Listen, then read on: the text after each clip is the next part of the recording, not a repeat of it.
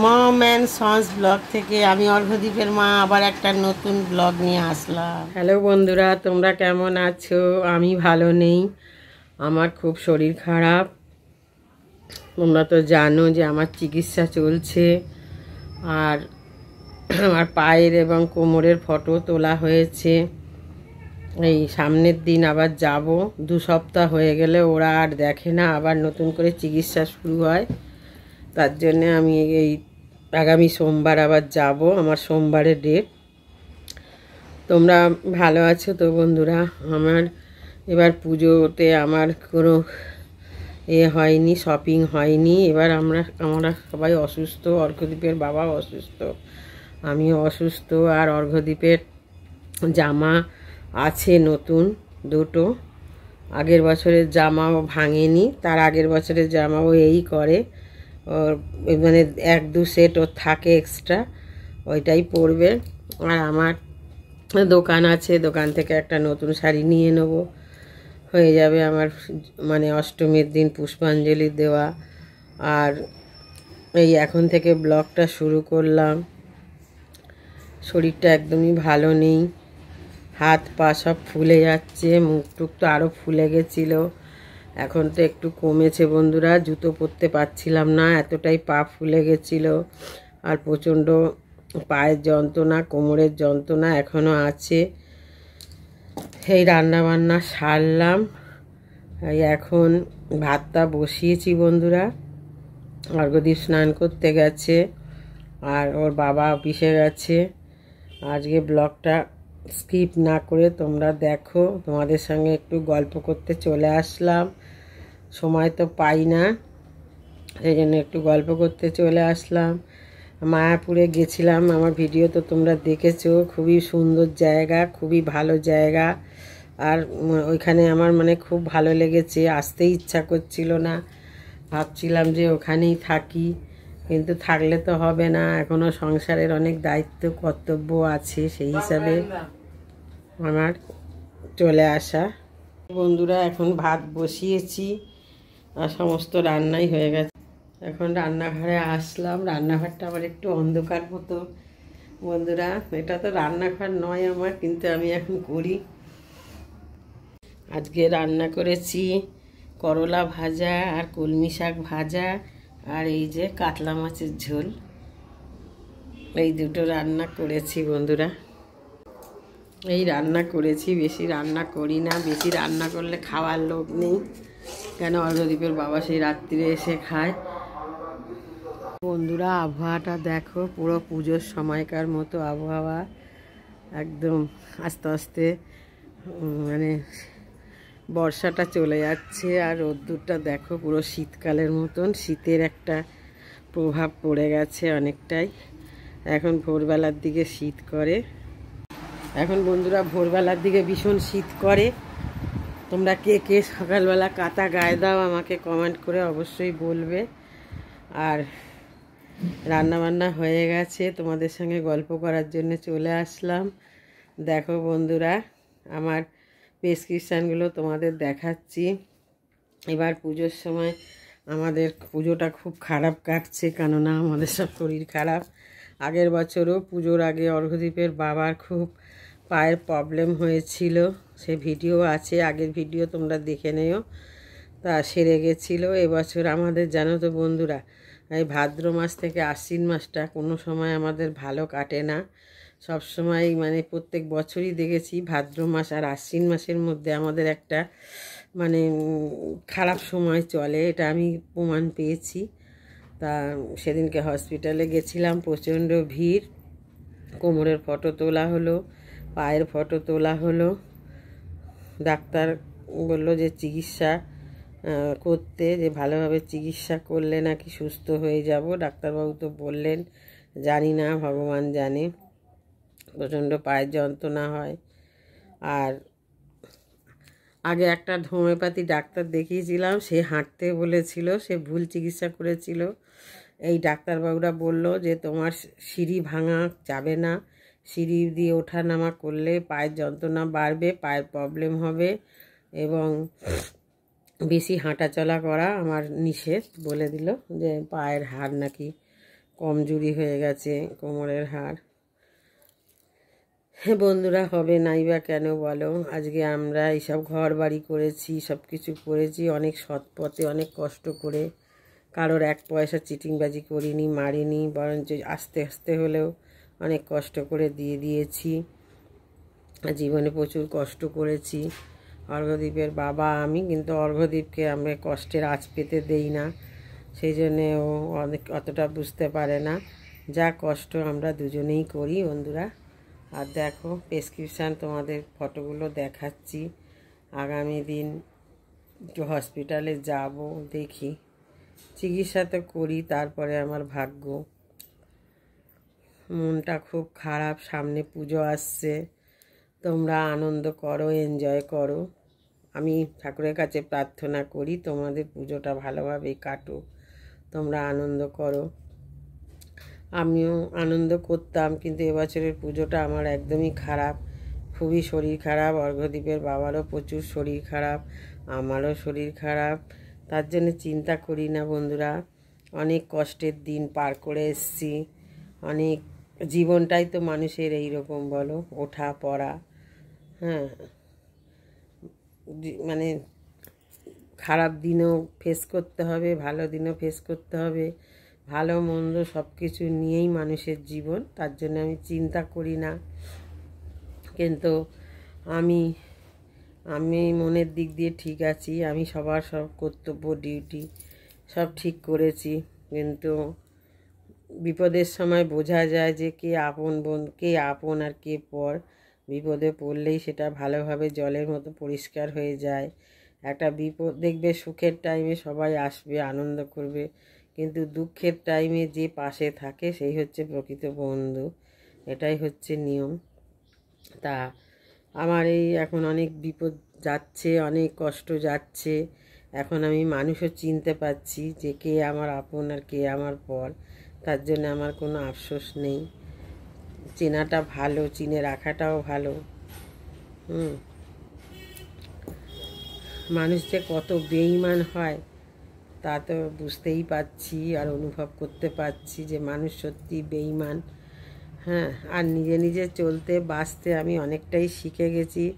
জীবনে অনেক ঘা খেয়েছি, অনেক, মানে অনেক খারাপ সময়ের থেকেও খারাপ সময় আমি ফেস করেছি। তার জন্যে আমার চিন্তা নেই।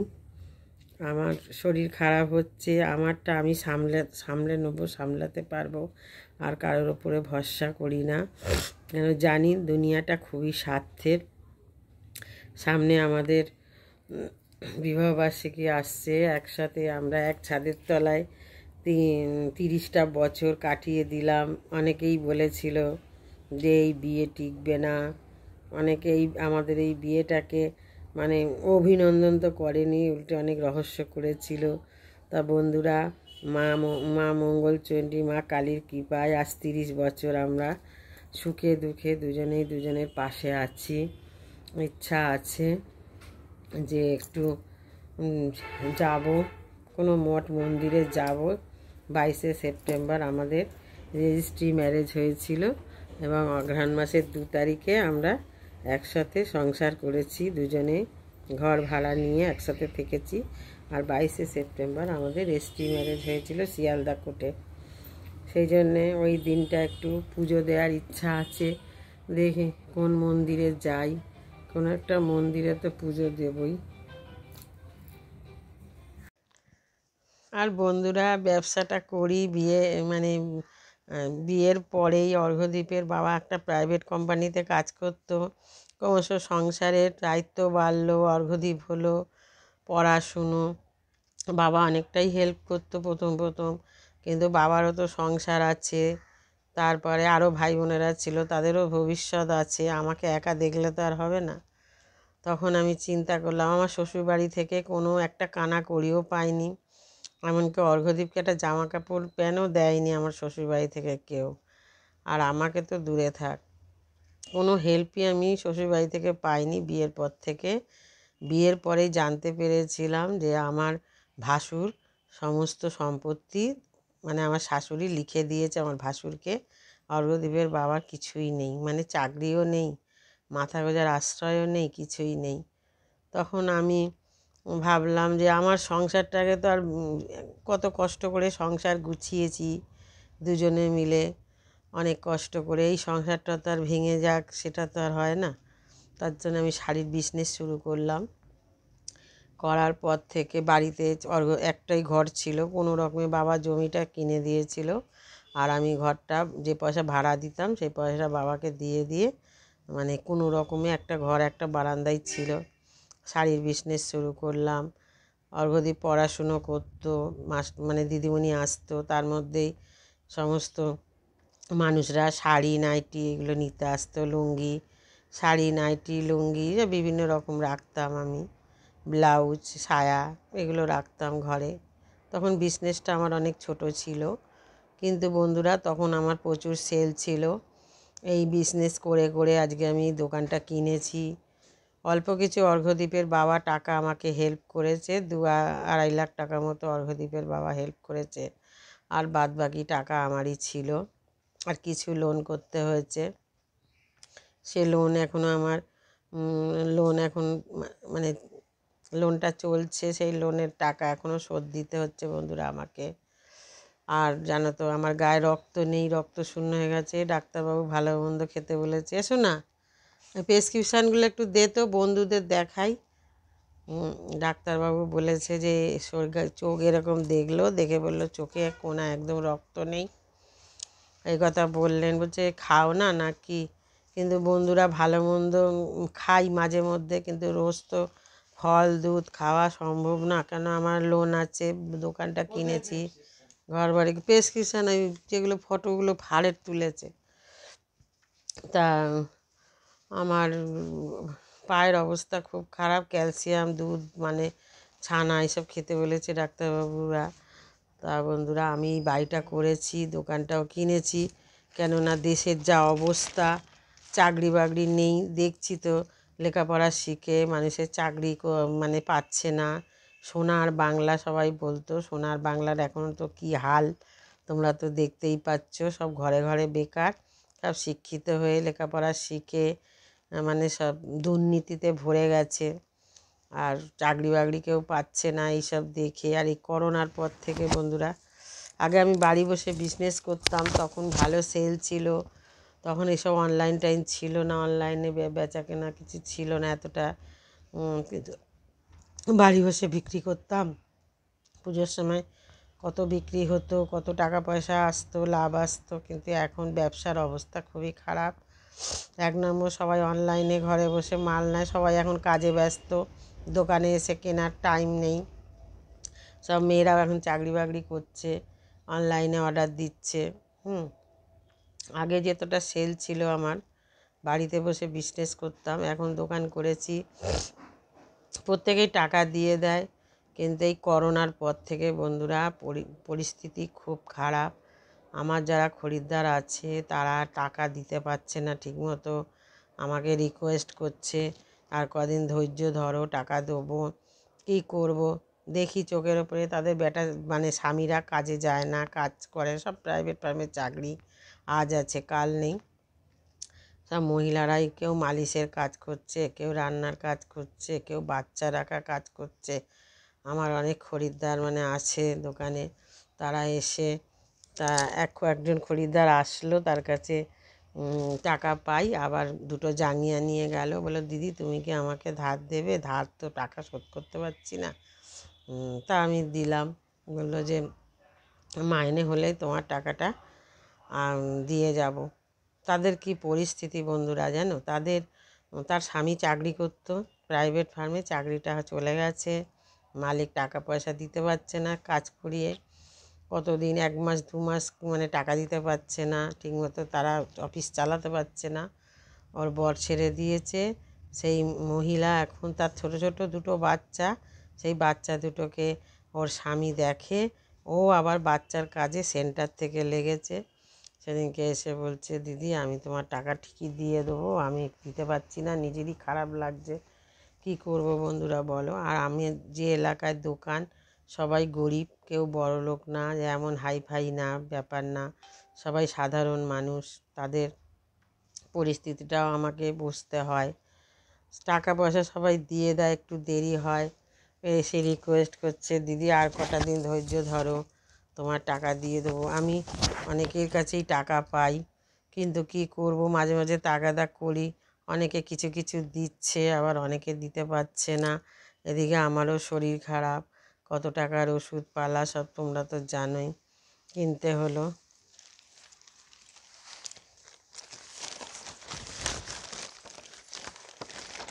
এই দেখো বন্ধুরা, এই দেখো,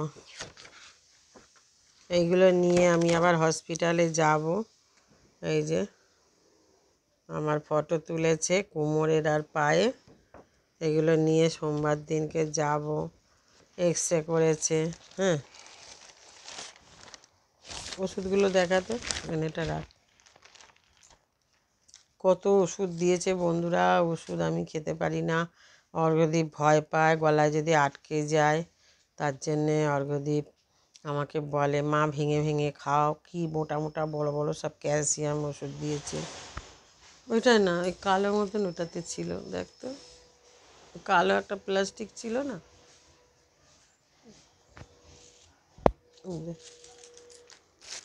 কিছুটা ওষুধ আমি খেয়ে নিয়েছি বন্ধুরা, কিছুটা ওষুধ আবার আছে, খাচ্ছি। আবার সোমবারে দেখি যাবো। এই দেখো বন্ধুরা,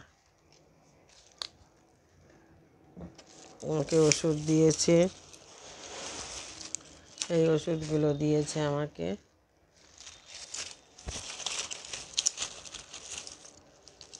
এই ওষুধগুলো, এই না, এটা তো জেলুসিন। এই ওষুধটা আমাকে কিনতে হয়েছে, আর এই ওষুধগুলো হসপিটাল থেকে দিয়েছে।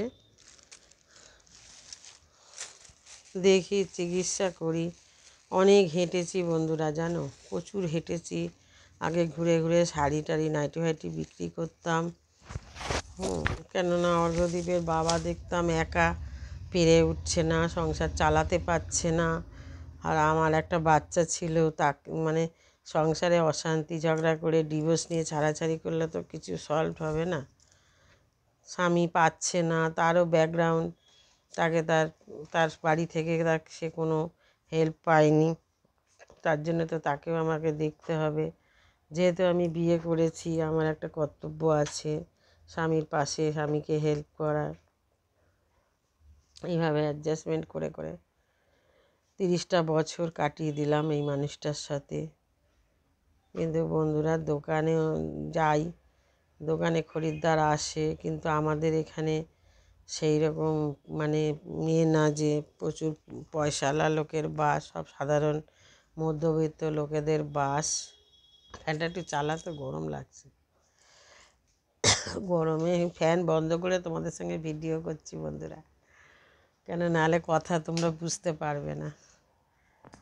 এবার বন্ধুরা, এইভাবে দিন কেটে যাচ্ছে। এবার পুজো আমাদের একদমই ভালো না, কোনো মার্কেটিং হয়নি। এই মার্কেটিং বলতে এই ওষুধের মার্কেটিং হয়েছে। হ্যাঁ, অর্ঘ্যদীপ বলছে মা আমার জামা কাপড়ের দরকার নেই, তুমি সুস্থ হও। ও তো এইটুকু বোঝে, এইটুকুই আমার অনেক। কিন্তু অনেক ছেলেরা আছে এইগুলো বুঝতে চায় না, তোমাদের যা হোক আমাকে দাও। কিন্তু ও আর জামা কাপড়ের দিকে অত ঝোঁকও নেই। আমি এবার কাউকে কিছু দিতেও পারবো না। যতদিন পেরেছি সবাই যতটুকু পেরেছি করেছি, কর্তব্য ডিউটি। কিন্তু দেখলাম বিপদের সময় আমার পাশে কেউ থাকে না। আর একা একা চলতে, একা একা থাকতে শিখে গেছি। এখন আমার কোনো অসুবিধা হয় না। একটা সময় সবাইকে ভাবতাম আপন, আমার নিজের মানুষ। কিন্তু যখন খারাপ সময়ের মধ্যে পড়ি, তখন আসল মানে আপন মানুষগুলোর মুখোশ দেখতে পাই বন্ধুরা। সেই জন্যে একা একা আছি, তোমরা আছো পাশে, তোমরা আমার একটা পরিবার। তোমরা পাশে থাকলেও আমি অনেকটা বল শক্তি পাই, যে না, আমার ইউটিউব পরিবার আছে আমার পাশে। এমনি আমাদের পরিবারের লোকজন কম, আত্মীয় স্বজন সেইভাবে নেই। আর যারা ছিল সবাই মারা গেছে, যারা বয়স্ক লোক। এখন আত্মীয় স্বজনের সংখ্যাও কমে গেছে, সেইভাবে যাতায়াতও কমে গেছে, সেইভাবে রিলেশানটাও আর আগের মতো নেই। এইভাবে দিন কেটে যাচ্ছে, তোমাদের সাথে শেয়ার করলাম, একটু গল্প করলাম। এত ওষুধ খাই, মানে রাত্রিরে ঘুম এসে যায়, এর মধ্যে কী ওষুধ দিয়েছে জানি না। শরীরের মধ্যে ক্লান্তি লাগে ওষুধ খাওয়ার পরে। এই ভাত হয়ে গেলে ভাত খাবো, খেয়ে একটু রেস্ট নিয়ে বন্ধুরা আবার দোকানে যাই। সারাদিন কাজের মধ্যেই থাকি আমরা, বাড়িতে কোনো কাজের লোক রাখতে পারি না, কেন আমাদের এখানে কাজের লোকের খুব ডিমান্ড। মানে 2,000-3,000 টাকা দিলে তবে লোক পাওয়া যাবে, আর অত আমাদের সামর্থ্য নেই। ওই কষ্ট করে 3 জনে মিলেই কাজকর্ম করি। আমি বাসন টাসন মাজি, অর্ঘ্যদীপ জল এনে দেয়, ওর বাবা হয়তো ঘরগুলো পুছে দেয়, কাচাকুচি করে দেয়, তোমরা তো জানোই। এইভাবে দিনগুলো কেটে যাচ্ছে বন্ধুরা। আর এই ওষুধগুলো খেলে না পেটের মধ্যে জ্বালা জ্বালা করছে, ডাক্তারবাবুকে বলতে হবে। ওষুধগুলো খেলে কিছুক্ষণ বাদে পেটটাও ব্যথা ব্যথা করে, জানি না কেন করে। পা নিয়ে একদমই হাঁটতে পারছিলাম না মধ্যিখানে। অর্ঘ্যদীপের বা মনে হচ্ছে না লাঠি ধরে ধরে হাঁটি, গায়ে কোণে গা হাত পা কাঁপছে, শরীর কাঁপছে। ডাক্তার আবার এই লাল ওষুধটা দিয়েছে, এটা নার্ভের প্রবলেম এসে যাচ্ছে আস্তে আস্তে আবার। জানি না শেষ পর্যন্ত আমার কপালে কি আছে বন্ধুরা। মনটা খুবই খারাপ। পুজো আসছে কিন্তু আমাদের কোনো এবার মার্কেটিং হলো না। অন্যবার যা হোক টুকটাক হয়, তোমাদের দেখিয়েছি আগের বারেও, কিন্তু এবারে একদমই মার্কেটিং হবে না। লাইটের বিল এসেছে অনেক টাকার, সেই লাইটের বিলটা শোধ করতে হলো। আবার পুজোর আগে আবার একটা লাইটের বিল হয়তো আসবে, সেটাকেও দিতে হবে। প্লাস এত ওষুধ, হসপিটাল থেকে তো পুরো ওষুধ দেয় না, কিছু কিছু ওষুধ বাইরে থেকে কিনতে হয় বন্ধুরা, জানো। খুবই শরীর খারাপ। অনেকে হয়তো আনন্দ পাচ্ছে আমার শরীর খারাপ শুনে, কিন্তু বন্ধুরা আনন্দ পাওয়ার কিছু নেই। মানুষের জীবনে সুখও আছে, দুঃখও আছে, লাভও আছে, লোকসানও আছে, জোয়ার আছে, ভাটাও আছে। আজকে আমার খারাপ দিন যাচ্ছে, সামনের দিন হয়তো ভালোও আসতে পারে না, সেটাও তো হতে পারে। সবসময় তো সময়ের পরিবর্তন হয়, এক সময় তো সবসময় একভাবে চলে না।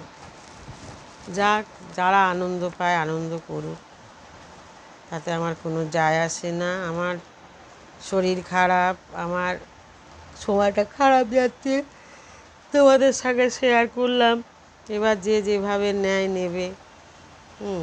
কার কেউ যদি আমার শরীর খারাপ শুনে আনন্দ পায়, মজা পায়, পাক, কিন্তু শরীর একদিন সবারই খারাপ হবে বন্ধুরা।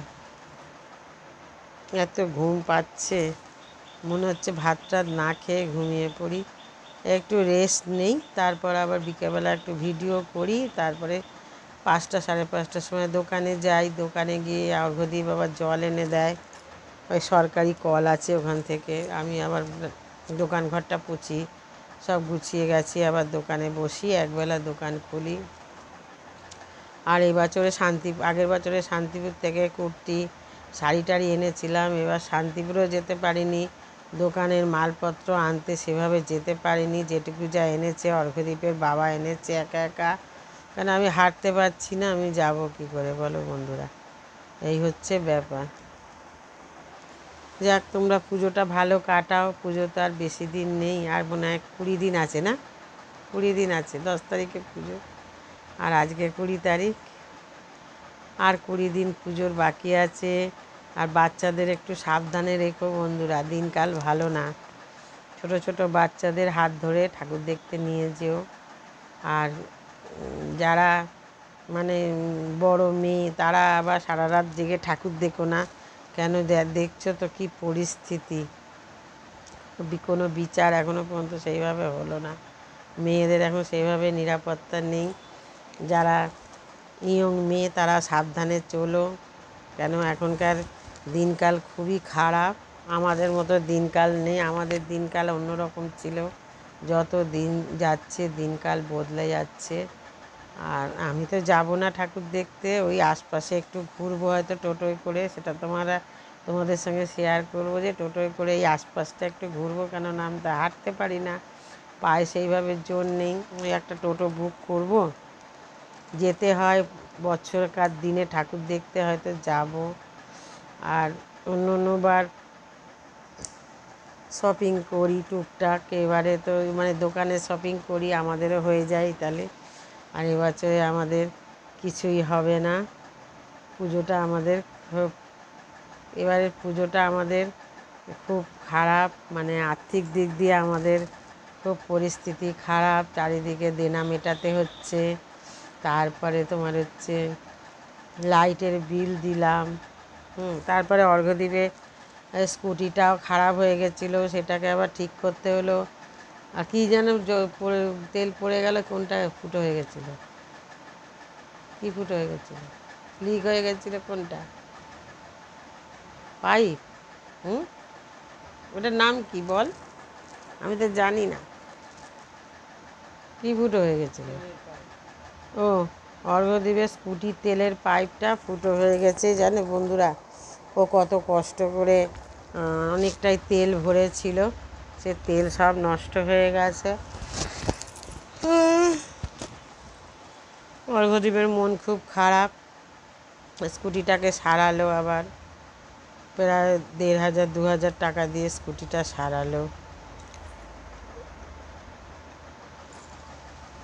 এইভাবে আমাদের দিনগুলো কেটে যাচ্ছে, তোমাদের সঙ্গে তাই শেয়ার করলাম। দোকানে মালপত্র যা আছে মোটামুটি আছে, কিন্তু সেই রকম অন্য অন্য বছর যেরকম মানে তুলি, শান্তিপুরে যাই, সেইভাবে আর তোলা হয়নি আমার শরীর খারাপের জন্য। অর্ঘ্যদ্বীপের বাবা বলছে তুমি আগে সুস্থ হও, তারপরে তোমার ব্যবসা। এই ব্যবসাটা এই কোনো রকম চলছে বন্ধুরা। এই বাবা,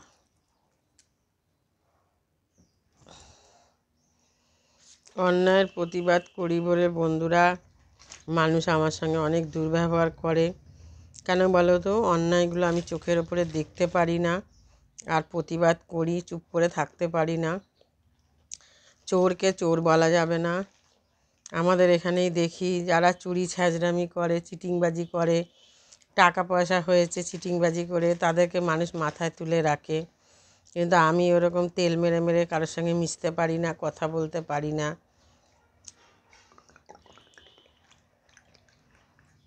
এই জন্যে আমার সঙ্গে অনেকের শত্রুতা হয়ে যায়।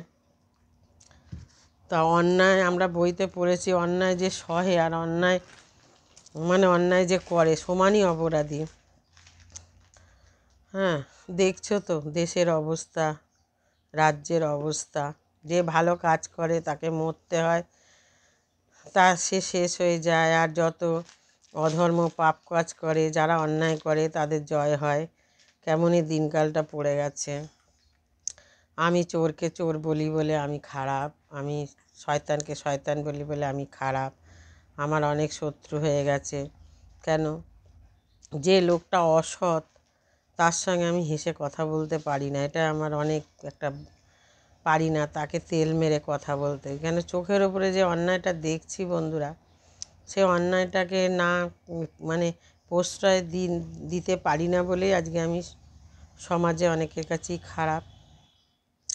আর খারাপ হলেও কিছু করার নেই। আমি মানে মানুষ চিনে গেছি, সেইভাবে নিজেকেও গুটিয়ে নিয়েছি। আর নবদ্বীপ মায়াপুরে গেছিলাম, তোমরা তো দেখেছো। নবদ্বীপটা যেতে পারিনি, কেননা এত প্রাকৃতিক দুর্যোগ ছিল, নৌকায় করে যেতে হবে। অর্ঘ্যদ্বীপের বাবা রিস্ক নেয়নি, বললো যে এখন আকাশের পরিস্থিতি খারাপ, প্রাকৃতিক দুর্যোগ, এই সময় নবদ্বীপ যাওয়াটা ঠিক হবে না। তার জন্য আমার খুব ইচ্ছা ছিল নবদ্বীপ যাওয়ার, লাল দই ওখানকার বিখ্যাত খাবার, কিন্তু ভাগ্যে নেই। তো মায়াপুরে গেছি, খুব শান্তি পেয়েছি বন্ধুরা, প্রচুর শান্তি পেয়েছি। ওখানে প্রভুজিরা সবসময় নাম সংকীর্তন করছে, সব সময় তারা ঠাকুর দেবতা নিয়ে চর্চা করছে। আমার তো খুবই ভালো লাগে। তারা বাহ্যিক কোনো কিছু সব কিছু মায়া ত্যাগ করে তারা ঈশ্বরেরকে এরা সমর্পণ করেছে, আমার খুবই ভালো লাগে। ওখানে গেলে না পরম একটা শান্তির জায়গা, একটা শান্তি ফিল করি। আর ইচ্ছা আছে একটু দক্ষিণেশ্বর যাওয়ার, অনেক দিন যাই না দক্ষিণেশ্বরে মায়ের কাছে। মায়ের ঘরে অনেক দিন যাই না, যাওয়ার খুবই ইচ্ছা আছে। জানি না পাটা কেমন থাকবে, শরীরটা কেমন থাকবে, সেই বুঝে ইচ্ছা আছে যাওয়ার। গেলে তোমরা অবশ্যই ভিডিও পাবে, সব কিছুই দেখতে পাবে। তোমাদের সঙ্গে তো সব কিছুই শেয়ার করি বন্ধুরা। আর মনটা একদম ভালো নেই, এবার দোকানের মার্কেটিংও করিনি সেইভাবে, অনেক আগে কিছুটা করেছিলাম। আর নিজেদের ঘরেরও মার্কেটিং হয়নি। পুজোটা খুবই আমাদের বাজেভাবে চলছে, কেননা সব অসুখ বিসুখ, বাড়িতে ডাক্তার লেগেই আছে, আর মনে সেইভাবে আনন্দ নেই। কে করেছে? মনটা ভালো নেই। হ্যাঁ বন্ধুরা, তো তোমাদের সঙ্গে তো সব শেয়ার করলাম। তোমরা পুজোটা ভালোভাবে চলো, ভালোভাবে কাটাও, এই প্রার্থনা করি। আর ভাগ্যের চাকা তো ঘোরেই। এবছর আমার পুজো খারাপ যাচ্ছে, হয়তো আগামী বছর পুজো ভালোই যাবে, সেই নিয়ে চিন্তা করি না। জীবনটাই এইভাবে মানুষের চলে, ভাগ্যের চাকা তো এরমভাবে ঘোরে। আজ খারাপ আছি, কাল ভালো থাকবো, আবার ভালো থাকলে পরশু খারাপ থাকবো। এইটাকেই মেনে নিতে হয় সব কিছুই আমাদের জীবনে। ভালোটাকেও মেনে নিতে হয়, মন্দটাকেও মেনে নিতে হয়, এইভাবে চলতে হয়। জাগিয়ে তোমাদের সঙ্গে অনেক গল্প করলাম, একটু সময় পেলাম, ব্লগটা করলাম। তোমরা ভালো থেকো, সুস্থ থেকো। আর যারা নতুন বন্ধু তারা আমার এই চ্যানেলটা সাবস্ক্রাইব করে দিও, আর যারা পুরনো বন্ধু তারা তো আমার পাশে থাকবে। আর আমাকে একটা লাইক দিয়ে যেও আমার এই ভিডিওটায়, তাহলে আমি একটু উৎসাহ পাবো আবার নতুন করে ভিডিও করার। ঠিক আছে বন্ধুরা, আবার পরের ব্লগে দেখা হবে। টাটা।